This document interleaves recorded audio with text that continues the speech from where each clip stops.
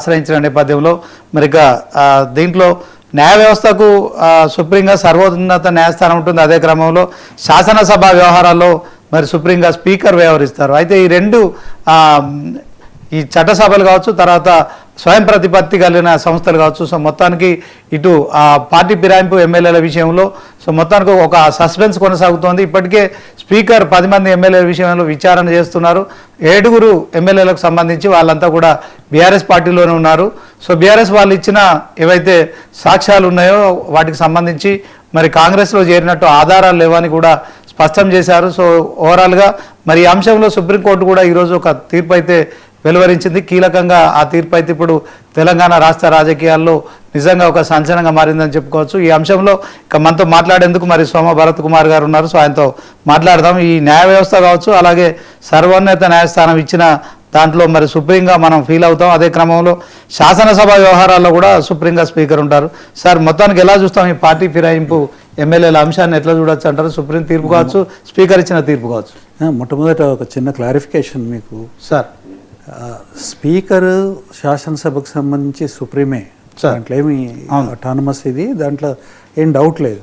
కానీ స్పీకర్ అధ్యక్షతలో ఉన్న ట్రైబ్యునల్ ఏదైతే ఉందో అది న్యాయ వ్యవస్థకి లోబడే ఉంటుంది. కాబట్టి అది అటానమస్ కాదు. స్పీకర్ వేరు, స్పీకర్ అధ్యక్షతన ఉన్న ట్రైబ్యునల్ వేరు. ఈ ట్రైబ్యునల్ ఇవాళ చర్చలో వచ్చేది ట్రైబ్యునల్ యొక్క వ్యవహారమే తప్ప స్పీకర్ వ్యవహారం కాదు అది. సో ఇవాళ కోర్టు ముందుకి స్పీకర్ ట్రైబ్యునల్ ఒక అభ్యర్థనతో ముందుకెళ్ళారు. ఏమనంటే ఇంకొక 4 వారాల గడువు కావాలి. వాళ్ళు అడగడం 8 వారాలు అడిగారు. తర్వాత కోర్టు ఆసక్తి చూపించినప్పుడు 4 వారాలు అడిగారు. చివరికి కోర్టు 2 వారాలలో కంప్లీట్ చేయమని చెప్పినారు. అయితే ఈ 2 వారాలు కూడా అసలు ఈ ట్రైబ్యునల్ తెలంగాణ పరువు తీస్తూ ఉంది.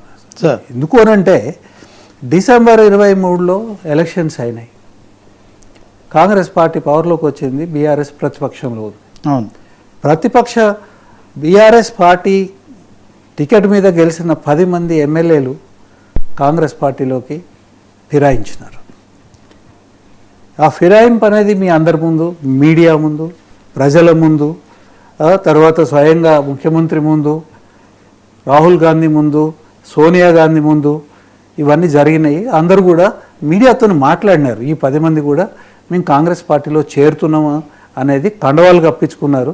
ఈ అంత ఎవిడెన్స్ అంతా, ఈ సాక్ష్యాలన్నీ స్పీకర్ గారి అధ్యక్షతన ఉన్న ట్రైబ్యునల్కి మేము సమర్పించడం జరిగింది. కానీ ఇవి ఏదైతే ఉన్నదో ఇది సరి అయిన సాక్ష్యం కాదని స్పీకర్ గారు వాటిని తోసిపుచ్చి, వాళ్ళేమో మేము కాంగ్రెస్ పార్టీలో చేరిన మొర్రో అని వాళ్ళు మొత్తుకొని అందరు కండవాలు కప్పించుకుంటే, స్పీకర్ గారు మాత్రం వాళ్ళు ఇంకా బీఆర్ఎస్లోనే ఉన్నారు అని అన్నట్టు. కానీ ఇది కూడా ఎప్పుడు చేసినారండి? 2024 మార్చి జూలై మధ్యన వీళ్ళందరూ పార్టీ మారారు. తరువాత అప్లికేషన్లు వీళ్ళని డిస్క్వాలిఫై చేయమని ఇమీడియట్గా మార్చి ఏప్రిల్ మధ్యలోనే 24లోనే పిటిషన్స్ వేశారు, డిస్క్వాలిఫై చేయండి, వీళ్ళు బీఆర్ఎస్ పార్టీ టికెట్ మీద గెలిచి కాంగ్రెస్ పార్టీలో చేరినారు కాబట్టి వీళ్ళని డిస్క్వాలిఫై చేయమని చెప్పేసి పిటిషన్స్ వేసినారు. ఏ యాక్షన్ తీసుకోలే. చివరికి ఏ యాక్షన్ తీసుకోకపోతే సెప్టెంబర్ 2024లో హైకోర్టులో పిటిషన్ వేసి స్పీకర్ యాక్షన్ తీసుకోకపోవడం, అంటే ఈ ట్రైబ్యునల్ యాక్షన్ తీసుకోకపోవడం ఏదైతే ఉందో ఇది చట్టవిరుద్ధము, తర్వాత ఆర్బిటరీ అని చెప్పేసేసి పిటిషన్ వేస్తే హైకోర్టు ఒక ఆర్డర్ ఇచ్చినది, దీన్ని తొందరగా క్లోజ్ చేయమని చెప్పి, నోటీసులు ఇవ్వమని చెప్పి, నిర్ణయం తీసుకోమని చెప్పి, దాని మీద యాక్షన్ తీసుకోకుండా మీరు సుప్రీంకోర్టుకు పోయినారు. సుప్రీంకోర్టు జూలై 31న స్పీకర్ యొక్క, అంటే ఈ ట్రైబ్యునల్ యొక్క చర్య ఏమి యాక్షన్ తీసుకోకపోవడాన్ని ఆక్షేపిస్తూ అక్టోబర్ 31 లోపల వీటి మీద చర్య తీసుకోమని 2025 జూలై 31 నాడు జడ్జిమెంట్ ఇచ్చినారు, డైరెక్షన్ ఇచ్చినారు. ఆ డైరెక్షన్ని అమలు చేయకుండా నవంబర్ 25 నాడు మేము కంటెంప్ట్ వేయాల్సి వచ్చింది. కంటెంప్ట్ వేస్తే వారు కంటెంప్ట్ పిటిషన్లో చాలా ఖచ్చితంగా చెప్పినారు ఒకటి, న్యూ ఇయర్ అనేది మీరు బయట చేసుకుంటారా లోపల చేసుకుంటారా, అప్పుడు కానీ ఏడుగురిది చర్య తీసుకున్నారు. ఇంకా ముగ్గురిది ఇంకా పెండింగ్ పెట్టి ఉన్నారు. ఇవాళ మళ్ళీ కొత్త పిటిషన్తో పోయి మళ్ళీ ఒక 8 వారాలు టైం అడిగినారు. ఎందుకు ఇది జరుగుతూ ఉంది? స్పీకర్ అధ్యక్షతలో ఉన్న ఈ ట్రైబ్యునల్ పక్షపాత ధోరణితోని చేస్తుంది ఒకటి. తర్వాత బీఆర్ఎస్ టికెట్ మీద గెలిచిన దానం నాగేందర్ గారు ఏకంగా కాంగ్రెస్ పార్టీలోకి చేరి ఎంపీగా కాంగ్రెస్ టికెట్ మీద ఎంపీగా పోటీ చేసింది. ఇంతకన్నా ఎవిడెన్స్ ఏముంటుందండి? స్పీకర్ గారు సువమోటో దాని మీద ఇమీడియట్గా ఆర్డర్ ఇవ్వాలి కదా. అవును సార్, ఎందుకు ఇవ్వట్లేదు? ఒకటి. 2, శ్రీహర్ గారు బీఆర్ఎస్ టికెట్ మీద పోటీ చేసి కాంగ్రెస్ వేదికలెక్కి బీఆర్ఎస్ని తిట్టడము, బీఆర్ఎస్ని విమర్శించడము, తర్వాత కేసీఆర్ గారిని విమర్శించడము, ఇవన్నీ చేయడం. తర్వాత ఆయన కాంగ్రెస్ కండవాలు కప్పుకొని తిరుగుతాం. ఇది ఇంతకన్నా వేరే సాక్ష్యం ఏం కావాలి? పోచారం శ్రీనివాసరెడ్డి గారు బీఆర్ఎస్ టికెట్ మీద గెలిచి ఆయన కాంగ్రెస్ పార్టీలోకి పోయి కాంగ్రెస్ పార్టీలోకి ఎందుకు పోయినాం అనేది అంతా కూడా మీడియా ముందు చెప్పి సోనియా గాంధీని కలిసి అక్కడ కూడా కండవా వేయించుకొని ఇక్కడ ముఖ్యమంత్రితో కండవా వేయించుకొని వారు కాంగ్రెస్ పార్టీ ఆధ్వర్యంలో ఉన్న గవర్నమెంట్కి అడ్వైజర్గా కూడా అపాయింట్ అయినారు. పోచారం గారు. సార్, గాంధీ గారు అసెంబ్లీలో ఒక కమిటీకి ఆయన చైర్మన్ అయినారు. ఇది కాకుండా మిగతా వాళ్ళందరూ కూడా స్పష్టంగా కెమెరాల ముందు వాళ్ళు కండవాలు వేయించుకున్న మాట వాస్తవం, వాళ్ళ స్టేజీలెక్కి మాట్లాడింది వాస్తవం, తర్వాత అన్ని రకాలుగా కూడా మేము కాంగ్రెస్ పార్టీని చెప్పుకున్నది వాస్తవం. ఇంత బహిరంగంగా ప్రజలందరి ముందు చేసిన దాన్ని ఇవాళ స్పీకర్ ఆధ్వర్యంలో ఉన్న ట్రైబ్యునల్ ఏదైతే ఉందో ఈ రకంగా 7 ఎవరైతే డిక్లేర్ చేస్తున్నారో ఎవిడెన్స్ లేదని అంటే ఏమనాలి? ఇంతకన్నా అన్యాయం ఉంటుందా? ఇప్పుడు మీరు ఉన్న పొజిషన్లో చట్టాన్ని తయారు చేసేవాళ్ళు, చట్టాన్ని తయారు చేసే ఒక సభకి మీరు అధ్యక్షులు.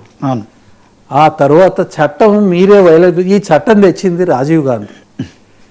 తర్వాత 24 గంటలు 360 రోజులు ఎక్కడ అవకాశం దొరికితే అక్కడ ఓ పుస్తకాన్ని పట్టుకొని తిరుగుతూ ఉంటాడు, కాన్స్టిట్యూషన్ బుక్ని పట్టుకొని. రాహుల్ గాంధీ గారు ఏమన్నట్టండి? చెప్పేది ఒకటి చేసేది ఒకటి. బకవాస్ కాదా మరి అది? మీరు రాహుల్ గాంధీ గారు మాట్లాడేది బకవాస్ కాదా? ఇట్లాంటి పని చేస్తారా? రాజీవ్ గాంధీ గారు తెచ్చిన చట్టాన్ని అమలు చేయాల్సిన బాధ్యత కాంగ్రెస్ పార్టీకి లేదండి. రాజీవ్ గాంధీ గారు తెచ్చిన చట్టాన్ని అమలు చేయాల్సిన బాధ్యత రాహుల్ గాంధీకి లేదండి.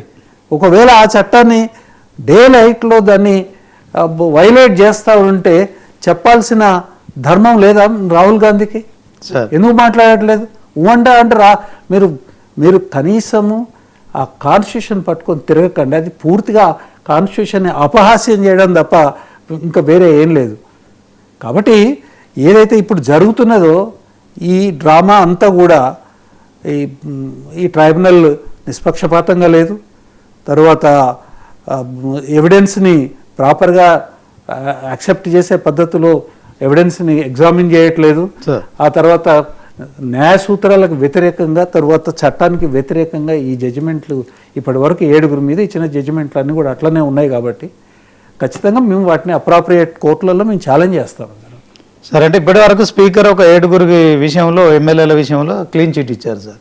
మీరు అన్నట్టు కడియం శ్రీహరి అలాగే దానం నాగేందర్తో పాటు ఒక జగిత్యాల ఎమ్మెల్యే డాక్టర్ సంజయ్ గారు. సో ఈ 3 విషయంలో ఇంకా నిర్ణయం తీసుకోలేదు. వీళ్ళ విషయంలో మీరు అన్నట్టు 8 వారాలు అడిగారు, వాళ్ళు 4 వారాలు కూడా ఇచ్చే పరిస్థితులు కనుక 2 వారాల విషయంలో తేల్చాలి. సో మీరు ఇంకొక 2 అదనంగా పోచారం శ్రీనివాసరెడ్డి, ఆర్కేపూడి గాంధీ, వీళ్ళు ఇక షేర్లింగంపల్లి ఎమ్మెల్యే ఒకరు, తర్వాత పోచారం శ్రీనివాసరెడ్డి అక్కడి నుంచి ఈయన అడ్వైజర్గా తీసుకున్నారు. సో ఇవన్నీ నిజంగానే సాక్ష్యాలుగా ఉన్న నేపథ్యంలో బీఆర్ఎస్ పార్టీ అంటే సరైన సాక్ష్యాలు సమర్పించలేదని స్పీకర్ చెప్తున్నట్టుగా కూడా తెలుస్తుంది కదా సార్. నిజంగా బీఆర్ఎస్ ఇచ్చిన సాక్ష్యాలు సరిపోవా ఈ విషయంలో? ఇది బీఆర్ఎస్ అన్ని సాక్ష్యాలను పెట్టింది, ఒక్క సాక్ష్యాన్ని కూడా చర్చించలేదు. ఇప్పుడు సాక్ష్యాలు ఏకమొత్తంగా ఈ సాక్ష్యాలన్నీ కూడా చెల్లవు అని మాట్లాడడం కాదు కదా సార్. ఏ సాక్ష్యం ఎందుకు చెల్లదు అనేది రాయాలి కదా సార్. అట్లాంటి ప్రస్తావన ఎక్కడ కూడా ఏమీ చేయకుండా ఏకమొత్తంగా రిజెక్ట్ చేసినారు. అధికారాన్ని నాకు తెలిసి ట్రైబ్యునల్ తన అధికారాన్ని ప్రాపర్గా ఎక్సర్సైజ్ చేయలేదు. తరువాత ఓ రకంగా చెప్పాలని అంటే దుర్వినియోగం చేశారు. అంటే ఓవరాల్ గతంలో కూడా మరి కాంగ్రెస్ నుంచి గెలిచిన 12 మంది ఎమ్మెల్యేలు కూడా బీఆర్ఎస్ పార్టీలో చేరారు కదా సార్. అప్పుడు ఉన్న స్పీకర్ ఇలానే వాళ్ళు కూడా కంప్లైంట్ చేసినారు, ఫిర్యాదు చేసినారు. మీరు అక్కడనేమో పార్టీగా మెర్జ్ అయినారు సార్, అమాల్గమేట్ చేసినారు. అది చట్టబద్ధంగా దానికి అవకాశం ఉన్నది. చట్టబద్ధంగా 12 మంది అంటే 3/4 కన్నా ఎక్కువ ఉన్నారు కాబట్టి వాళ్ళని విలీనం చేసుకున్నారు. విలీనానికి ఈ చట్టం వర్తించదు సార్. అంటే ఇప్పుడు స్పీకర్ గారేమో 7 ఎమ్మెల్యేలకు క్లీన్ చీట్ ఇచ్చారు, వాళ్ళంతా కూడా బీఆర్ఎస్ పార్టీలో ఉన్నారని చెప్పేశారు. సో ఇంకొక 3 విషయంలో మరి 2 వారాల్లో ఎలాంటి తీర్పిస్తారనేది, సో దాంట్లో ఒకరిద్దరు మరి రాజీనామా చేస్తారా అనర్హత పెట్టేస్తారా అనేది ఒక సస్పెన్స్ సార్. మరి దీంట్లో ఈ 7 విషయంలో ఇప్పుడు వీళ్ళంతా బీఆర్ఎస్ పార్టీలో ఉన్నట్ట, కేసీఆర్ను మరి కలవట్లేదు వాళ్ళు. సో వీళ్ళని మనం కాంగ్రెస్లో ఉన్నట్టు చూడొచ్చా, ఇండిపెండెంట్లు అనుకోవచ్చా, ఎట్లా చూడొచ్చా అంటారు? బీఆర్ఎస్ పార్టీలో లేరండి, వాళ్ళు ట్రెజరీ బెంచ్లలో కూర్చుంటున్నారు.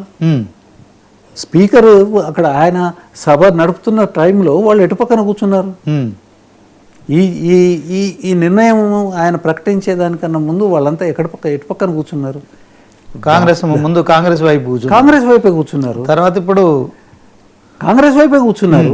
అవును, కాంగ్రెస్ వైపు కూర్చున్నప్పుడు స్పీకర్కి ఎదురుగా ఆయన ముందే ఆయన ప్రజెన్స్లోనే కదా ఇదంతా జరుగుతుంది. ఎందుకు కూర్చున్నారు? కాంగ్రెస్లో చేరారు కాబట్టి కూర్చున్నారు. మీరే అలో చేస్తున్నారు కదా అటు కూర్చోడానికి. ఇప్పుడు సభలో ఏది జరిగినా కానీ వారి ప్రమేయం లేకుండా ఉండదు కదా, సభాపతి ఆధీనంలో ఉంటుంది. అంతకన్నా ఎక్కువ సాక్ష్యం ఏం కావాలి? ఇప్పుడు బీఆర్ఎస్ ప్రధాన కార్యదర్శిగా వాళ్ళంతా స్పీకర్ చెప్తున్నారు, 7 ఎమ్మెల్యేలు ఉన్నారని చెప్తున్నారు. సో మీరు పార్టీ పరంగా కావచ్చు, కేసీఆర్ ఆలోచన ఏముంటుంది సార్ వీళ్ళ విషయంలో? పార్టీలోకి తీసుకుంటారా? మరి స్పీకర్ చెప్పిన తర్వాత కేసీఆర్ గారు ఒక సందర్భంలో చాలా స్పష్టంగా కుండ బద్దలు కొట్టినట్టుగా ఆయన చెప్పినట్టు, పార్టీని మోసం చేసి బయటకు పోయిన ఏ ఒక్కరిని కూడా మేము వెనకకు తీసుకోము అని చెప్పినారు. ఇంకేం కావాలండి దాన్ని? ఎందుకు తీసుకుంటాం? అంటే మీ పార్టీ బీఫామ్ మీద గెలిచారు కదా సార్, దాంట్లో ప్రజలు కూడా వాళ్ళు బీఆర్ఎస్ పార్టీ ఎమ్మెల్యేలను గెలిపించారు కదా. సరే వాళ్ళు ఏదో నిజంగానే ఏదో అభివృద్ధి జరుగుతుందనో లేకుంటే నిధులు వస్తాయనో జైన్ అయ్యారు అనుకోవచ్చు కదా మనం. దాంట్లో వాళ్ళను క్షమించే ప్రసక్తి లేదా? వాళ్ళు ప్రజలు ఎవరిని ప్రతిపక్షంలో ఉండాలని ఎవరిని అధికార పక్షంలో ఉండాలనేది ఒక తీర్పు ఇచ్చిన. అవును, ఆ తీర్పు ఇచ్చినప్పుడు ఆ తీర్పు ప్రకారమే పోవాలి పార్టీలు, ఆ తీర్పు ప్రకారమే పోవాలి. అదే ఉద్దేశంతో చట్టాన్ని తీసుకొని వచ్చినారు.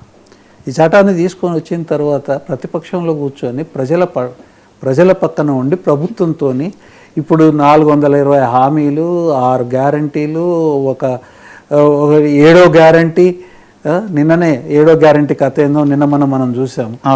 జనాల్ని జర్నలిస్టులను తీసుకుపోయి అర్ధరాత్రి పూట అరెస్టులు చేసేసి కోర్టులో ప్రొడ్యూస్ చేసి ఆగమనం చేసిన కథ మనం చూస్తూనే ఉన్నాం కదా. వాటి గురించి ప్రజల పక్షంలో ఉండి ప్రభుత్వాన్ని నిలదీయాల్సిన బాధ్యత వాళ్ళకు. అది కాకుండా మేము పోయి అందులో చేరుతాము, కండవాలు వేసుకుంటాము, ప్రతిపక్షాన్ని తిడతాము, మా పబ్బం గడుపుకుంటాము అని అంటే ఎట్లా ఒప్పుకుంటారండి? ఒప్పుకోం కదా. సో వాళ్ళు బీఆర్ఎస్లకు వచ్చే పరిస్థితి లేదు. మరి దీంట్లో బీఆర్ఎస్ డిమాండ్ ఏంటి సార్? డిమాండ్ ఉందండి, వాళ్ళని డిస్క్వాలిఫై చేయండి, ఎలక్షన్స్ పెట్టండి. సో అది సీదా విషయం, దాంట్లో ఏముంది? ఇప్పుడు ఈ డిస్క్వాలిఫై అంశము సుప్రీంకోర్టు నిర్ణయిస్తుందా సార్? మరి స్పీకర్ అయితే బీఆర్ఎస్ పార్టీలో ఉన్నారని చెప్తున్నారు. హైకోర్టుకు పోవాలి.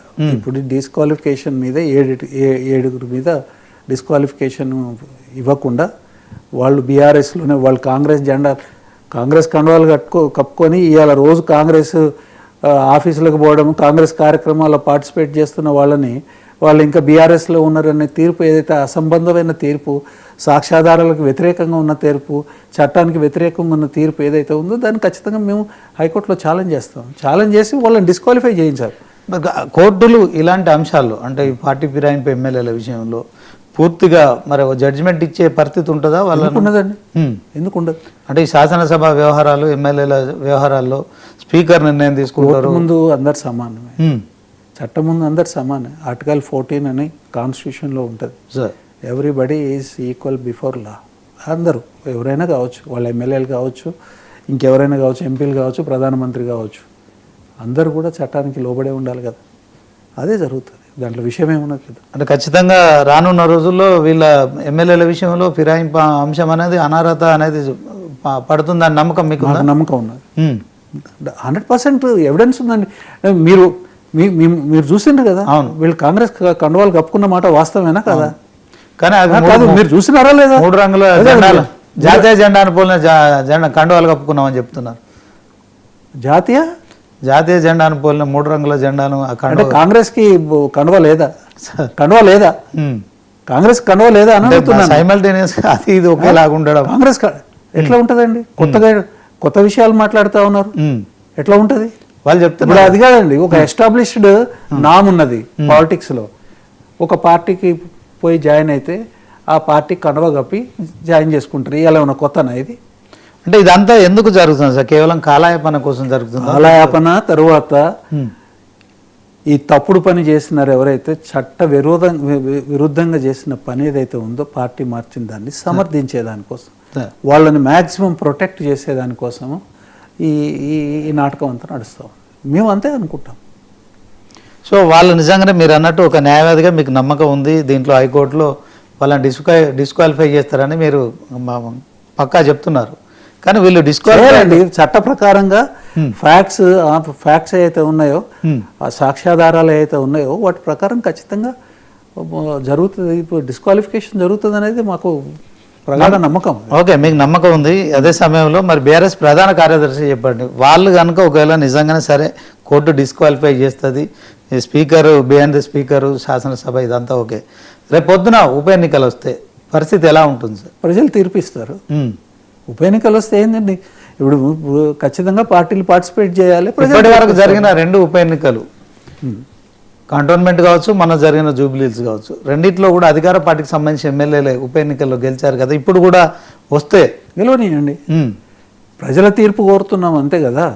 ప్రజల తీర్పు కోరుతున్నాం. మా పార్టీ గెలిచేదానికోసం అన్ని రకాలుగా మేము పాటుపడతాము. తర్వాత ఇప్పటి వరకు ఈ ప్రభుత్వం వచ్చినప్పటి నుంచి జరిగిన అన్యాయాలు, అక్రమాలు, తర్వాత ఏదైతే హామీలు ఇచ్చి మోసం చేసినారో, అమలు కాని హామీలు, అమలు కాని గ్యారంటీలు, వీటన్నిటి ప్రజల ముందు పెడతాము. ప్రజలే కదా అంతిమ నిర్ణేతలు. గెలుపు ఓటములు అనేది గెలవాలని కొట్లాడతాము. ఓటమైనా ప్రజలకి నిర్ణయమే కదా. ఓకే సార్, జూబ్లీహిల్స్ కూడా మీ sitting seat means BRS sitting seat. అది 3 సార్లు హ్యాట్రిక్ ఎమ్మెల్యే గెలిచిన గోపీనాథ్ చనిపోయిన తర్వాత వచ్చిన ఉప ఎన్నిక. సో ఖచ్చితంగా మరి అక్కడ ప్రజలు ఇచ్చిన తీర్పును మీరు పూర్తి స్థాయిలో దీన్ని ఆహ్వానిస్తున్నారా? మేము ఛాలెంజ్ చేస్తున్నాం కదా తీర్పుని. ఇప్పుడు సునీత గారు ఎలక్షన్ పిటిషన్ వేసింది. ఎన్ని అక్రమాలు జరిగినాయి, ఎంతమందిని పక్క నియోజకవర్గాల నుంచి ఎంతమందిని తీసుకొని వచ్చి ఓట్లు వేయించినారు. తర్వాత ఎలక్షన్ డే రోజున మొత్తం అధికార యంత్రాంగాన్ని ఏ రకంగా దుర్వినియోగం చేసినారు, మంత్రులు కానివ్వండి, ఎమ్మెల్యేలు కానివ్వండి, అవన్నీ ప్రాపర్ ఎలక్షన్ పిటిషన్లో మేము వేసాము. అక్రమంగా ఈ ఎన్నిక జరిగినది అని కోర్టు ముందు ఆ సాక్ష్యాధారాలతో పాటు పిటిషన్ వేసినాం. రేపో ఎల్లుండ నెంబర్ కూడా అవుతుంది సార్. ఓకే, ఇప్పుడు బీఆర్ఎస్ 10 ఏళ్ళ అధికారంలో ఉన్నప్పుడు అనేక అక్రమాలు జరిగినాయి. సో చాలా వాటిపైన కూడా ఇప్పుడున్న కాంగ్రెస్ ప్రభుత్వం విచారణ చేస్తుంది. ముఖ్యంగా టెలిఫోన్ ట్యాపింగ్ అంశం కావచ్చు. ఈ టెలిఫోన్ ట్యాపింగ్ అంశాన్ని ఎట్లా చూస్తారు? ఇది ట్యాపింగ్ ఇది చట్టబద్ధమేనా? దీనికి సంబంధించి మీరు ఒక న్యాయవాదిగా ఏం చెప్తారు సార్? బీఆర్ఎస్ గవర్నమెంట్ ఉన్నప్పుడు అభివృద్ధి జరిగింది. బీఆర్ఎస్ గవర్నమెంట్ ఉన్నప్పుడు సంక్షేమం బ్రహ్మాండంగా ఉన్నది. బీఆర్ఎస్ గవర్నమెంట్ ఉన్నప్పుడు పరిపాలనా సంస్కరణలు వచ్చినాయి. బీఆర్ఎస్ గవర్నమెంట్ ఉన్నప్పుడు ఐటీ రంగంలో కానివ్వండి, తరువాత ప్రజల యొక్క పర్ క్యాపిటల్ ఇన్కమ్ ఏదైతే ఉందో దేశంలోనే అత్యంత ఎక్కువగా నిలిచింది. 10 సంవత్సరాలలో వరి పంట దిగుబడి 20 లక్షల టన్నుల కారుకు మించి 20 లక్షల టన్నులు సంవత్సరానికి మించి 3.5 కోట్ల టన్నుల దిగుబడి వచ్చింది. మెట్రిక్ టన్నులు. ఎస్, మెట్రిక్ టన్స్ దిగుబడి వచ్చింది. తరువాత కాళేశ్వరం అంటే ఒక పెద్ద ప్రాజెక్టుని ఇంప్లిమెంట్ చేయడం, 3.5 సంవత్సరాల్లో ప్రాజెక్టుని కట్టడము, నీళ్లు ప్రతి ఊరికి నీళ్లు తీసుకుపోవడం జరిగింది. తర్వాత మహబూబ్ నగర్ కృష్ణా డెల్టాలో ఏదైతే ప్రాజెక్టులు ఉన్నాయో, కృష్ణా పరివాహక ప్రాంతంలో ఉన్న ప్రాజెక్టులు అయితే ఉన్నాయో వాటిని కూడా అనేక పెండింగ్ ప్రాజెక్టులన్నీ కంప్లీట్ చేసి నీరు ఇవ్వడము, 11 లక్షల ఎకరాలకి నీరు ఇవ్వడం అనేది జరిగింది. తర్వాత వ్యవసాయాన్ని అత్యున్నతమైన స్థాయికి తీసుకొని పోవడం జరిగింది. తర్వాత రైతు బంధు కానివ్వండి, తర్వాత రైతు బీమా కానివ్వండి, సంక్షేమ హాస్టళ్ళని బ్రహ్మాండంగా నడపడం జరిగింది. ఇవన్నీ ఒక మంచి పద్ధతిలో అభివృద్ధికి ఇవన్నీ సూచికలు. తర్వాత దేశంలో ఉన్న అనేక రంగాలలో ఆ సూచికలు ఏవైతే ఉన్నాయో అభివృద్ధి సూచికలలో ప్రతి దాంట్లో కూడా 1, 2 మ్యాక్సిమం 3వ స్థానంలోనే ఉన్నాం, కానీ కిందకి 20వ స్థానము 25వ స్థానంలో దేంట్లో లేదు. అభివృద్ధి సాధించినప్పుడు 2014 బీఆర్ఎస్ అధికారంలోకి వచ్చిన తర్వాత 2023 వరకు కూడా రాష్ట్రం అన్నింటిలో అగ్రస్థానంలో ఉంది. అది వాస్తవం, అది ప్రతి ఒక్కళ్ళు అనుభవం. కాంగ్రెస్ ప్రభుత్వం చేస్తున్న ఆరోపణల విషయం, ముఖ్యంగా టెలిఫోన్ ట్యాపింగ్ అంశంలో ప్రభాకర్ రావు ఇష్యూలో కూడా ఈరోజు కూడా సుప్రీంకోర్టు మరి ఆయన విచారించవచ్చు, బెయిల్ మీద ఉన్నారు, ఇట్లాంటి కామెంట్ చేస్తున్నారు కదా సార్, ఏం చెప్పండి? టెలిఫోన్ ట్యాపింగ్ గురించి, టెలిఫోన్ ట్యాపింగ్ని ఒక భూతాన్ని తయారు చేసి అది ప్రజల ముందు మసిబూసి మారేడుకాయ చేసే కార్యక్రమం చేస్తూ ఉన్నా. ఈ దేశంలో 10 సెంట్రల్ ఆర్గనైజేషన్స్ ఉంటాయి, మీకు పేర్లతో సహా చెప్తాను. చెప్పండి. IB intelligence bureau, central bureau of investigation CBI, enforcement directorate ED, narcotic control bureau NCB, central board of direct taxes DRI, CBDT, తర్వాత directorate of revenue intelligence DRI, national investigation agency NIA, తర్వాత research and analysis wing రా, directorate of signal intelligence DSI. ఈ 10 organisations చట్ట ప్రకారంగా ఒక 10,000 మందిని సంవత్సరానికి వీళ్ళు ఫోన్ ట్యాపింగ్ చేస్తారు. ఓకే. తర్వాత రాష్ట్ర governments, state governments, Delhi commissionerate of police, తర్వాత అన్ని కమిషనరేట్లు, దేశంలో ఉన్న అన్ని కమిషనరేట్లకు కూడా ఈ పవర్ ఉంటుంది. రాష్ట్ర ప్రభుత్వాలు ఉమ్మడిగా కలిసి అదొక 10,000 మందిని ఫోన్ ట్యాపింగ్ చేస్తారు. ఎక్కువ ఫోన్ ట్యాపింగ్ చేసే రాష్ట్రాలలో మహారాష్ట్ర, ఉత్తరప్రదేశ్, గుజరాత్, తమిళనాడు ఇవన్నీ కూడా ఉంటాయి. వీటన్నిటితో పాటే తెలంగాణలో కూడా ఫోన్ ట్యాపింగ్ భద్రత, ప్రజల భద్రత కానివ్వండి, తర్వాత ఎక్స్ట్రీమిజం వ్యతిరేకంగా కానివ్వండి, ఎస్ఐబి ఏదైతే ఆర్గనైజేషన్ ఉందో వాళ్ళు కూడా చేశారు. దేశంలో మిగతా చోట్ల ఎట్లా జరిగిందో ఇక్కడ కూడా అంతే జరిగింది, పద్ధతి ప్రకారమే జరిగింది. దీనికి ఫోన్ ట్యాపింగ్ చేసే సమయంలో ఏముంటుందనంటే ఒక చీఫ్ సెక్రటరీ కానీ హోమ్ సెక్రటరీ కానీ పర్మిషన్ ఇస్తారు. ఆ పర్మిషన్ ప్రకారమే ఈ ఫోన్ ట్యాపింగ్ జరుగుతుంది. ఫోన్ ట్యాపింగ్ చేసిన తర్వాత అది ఎవరి మీద చేస్తారు? అనుమానితుల మీదనే చేస్తారు. ఇక్కడ ఎవరి మీద చేసిన దానికి సాక్ష్యము లేదు. ఎందుకు సాక్ష్యం లేదు అని అంటే 2 నెలలకి ఒకసారి ఈ రికార్డ్ అంతా కూడా ధ్వంసం చేయాలని చట్టమే చెప్తుంది. ఆ పద్ధతి ప్రకారం, చట్ట ప్రకారమే ఇక్కడ ఫోన్ ట్యాపింగ్ జరిగింది. ఎవరి మీద జరిగింది, వీళ్ళు చెప్పే వ్యక్తుల మీద జరిగిందా లేదా అనేది అదొక మాయ. వీళ్ళు ఇవాళ ఆరోపణలు చేస్తూ ఉన్నారు. కానీ తరువాత ఈ మధ్యకాలంలో ఈ హిందూ న్యూస్ పేపర్కి 6 నెలల క్రితము ఎవరి పేర్లు అయితే బయట వస్తున్నాయో వాళ్ళ మీద ఫోన్ ట్యాపింగ్ జరగనే లేదు అనేది ఒక రిపోర్ట్ కూడా వచ్చింది. ఆ తర్వాత ఇప్పుడు దాదాపుగా ప్రభుత్వం వచ్చిన కొత్త ప్రభుత్వం ఏర్పడినప్పటి నుంచి ఫోన్ ట్యాపింగ్ గురించి మాట్లాడుతూ ఉన్నారు. ఇమీడియట్గా దాని మీద ఇన్వెస్టిగేషన్ కూడా మొదలుపెట్టారు. అవును. దాదాపు 2 ఏళ్ళు అయితే ఈ 2 ఏళ్ల తర్వాత మళ్ళా కొత్తగా ఒక సిట్ వేసినారు, మళ్ళా కొత్త అడావుడి చేస్తూ ఉన్నారు. వాస్తవానికి ఏంటంటే తెలంగాణలో ఏదైతే ఫోన్ ట్యాపింగ్ జరిగిందో మిగతా రాష్ట్రాలలో జరిగిన పద్ధతిలోనే జరిగింది తప్ప వేరే రకంగా జరగలేదు. తర్వాత ఇంకోటి ఏంటంటే ఫోన్ ట్యాపింగ్ ఇవాళ రేవంత్ రెడ్డి గారి గవర్నమెంట్ కూడా ఫోన్ ట్యాపింగ్ చేస్తుంది. వాళ్ళు చేయట్లేదా అది కూడా చెప్పాలి. అంటే ఈ ప్రభుత్వంలో ఒక భాగమే తప్ప ఇది ప్రభుత్వంలో శాంతి భద్రతలన్నీ కాపాడే ప్రాసెస్లో ఇది ఒక భాగం, అంతే తప్ప ఇది ఉద్దేశపూర్వకంగా ఫోన్ ట్యాపింగ్ ఎవరు చేసినారు అనేది ఇది చాలా పొరపాటు. నిజం నిలకడ మీద తేలుతుంది. ఖచ్చితంగా ఈ ఫోన్ ట్యాపింగ్ అనేది ఒక ఆరోపణే తప్ప దీంట్లో నిజం లేదు. అంటే ఇది చేయడం చట్టబద్ధమే, దీంట్లో విచారణ చేస్తుంది ప్రభుత్వం, కానీ అది కొండందవి ఎలుకను పట్టినట్టే ఉంటుంది అంటారా ఫైనల్గా? అల్టిమేట్గా ఇప్పుడు ఏం తప్పు చేయలేదని మేము చెప్తూనే ఉన్నాం కదండి, ఎక్కడ తప్పు జరగలేదు. ఇప్పుడు మీరు ఇష్టం ఉన్న పేర్లు తీసుకుంటా ఉన్నారు. అసలు ఆ విషయాలు ప్రస్తావించాలని అంటే జుక్స్పాకరంగా ఉంటుంది. ఇది ఎంత గలీజ్గా ఉంటుందండి. ఎవరెవరు ఆడపిల్లల పేర్లు తీసుకుంటే దీంట్లో గత ప్రభుత్వంలో జరిగిన టెలిఫోన్ ట్యాపింగ్ అనేది కేవలం అది ప్రచారానికి తప్ప దాంట్లో ఒక ప్రాసెస్లో మిగతా ప్రభుత్వాలు ఏ రకంగా అయితే చేస్తుందో శాంతి భద్రతలను కాపాడే దానికోసం చేసిందే తప్ప రొటీన్ ప్రక్రియ అది ఇవాళ కూడా కాంగ్రెస్ ప్రభుత్వం చేస్తుంది. ఇవాళ ప్రభుత్వం అనేది కాంగ్రెస్ ఉన్నప్పుడైనా బీఆర్ఎస్ ఉన్నప్పుడైనా ప్రభుత్వం అనేది ఒక కేంద్ర ప్రభుత్వం కూడా కేంద్ర ప్రభుత్వం చెప్తున్నది కదా, 10 ఆర్గనైజేషన్లు చేస్తున్నాయి. 6 నుంచి 8 వేలు, ఒక్కొక్కసారి 10,000 కూడా దాటుతాయి. మరి భార్యాభర్తల సంభాషణ విన్నారు, తర్వాత ఇవన్నీ కూడా మాట్లాడుతున్నారు చాలా మంది నాయకులు. ఇప్పుడు ఎవిడెన్స్ లేకుండా పిచ్చి పిచ్చిగా మాట్లాడితే దానికి ఏమని సమాధానం చెప్తారండి? ఏమని చెప్తారు? ప్రూవ్ చేయాలా? ఆరోపణ చేసినప్పుడు ఆధారాలన్నీ చూపించాలా? ఓకే, ఆధారాలు ఎక్కడ ఉన్నాయి? ఓకే, ఇప్పుడు ఇన్నాళ్ళ నుంచి చేస్తున్న ఆధారాలు ఉంటే చూపించాలి కదా.